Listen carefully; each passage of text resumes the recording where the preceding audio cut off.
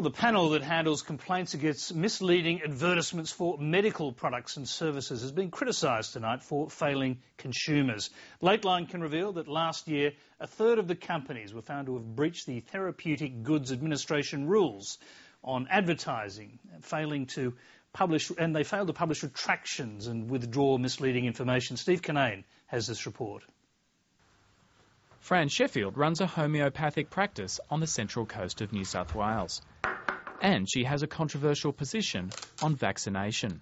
The research we have, and it is limited research, shows that the rate of protection that a homeopathic immunising agent provides seems to be similar, and in some instances better than what the orthodox vaccines offer.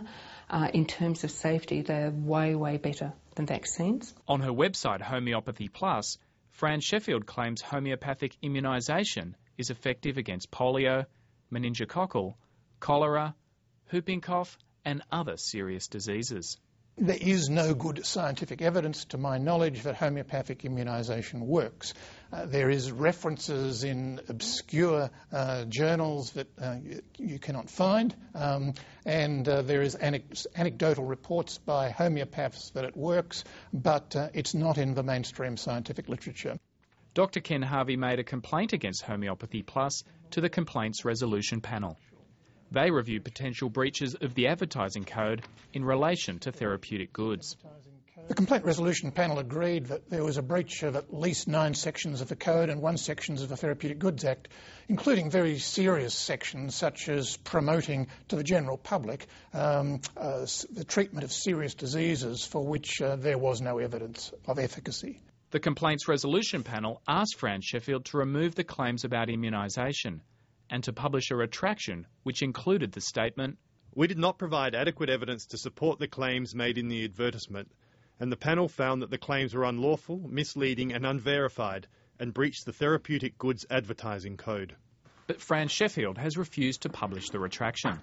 She says she wasn't advertising, merely providing information and sufficient evidence to back up claims about homeopathic immunisation. I'm providing the evidence on the website. I think you've had a chance to go and read the historical usage and our recent trials on it. But they say that evidence doesn't stack up, it's not good enough, it's not strong enough. Well, obviously I'm disagreeing with them, and that's why the retraction hasn't gone up.